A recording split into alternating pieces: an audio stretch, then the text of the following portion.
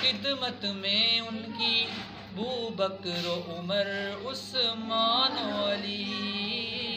जिस वक्त थे खिदमत में उनकी बू बकर उमर उस्मान अली, उस वक्त रसूले अकरम के, उस वक्त रसूले अकरम के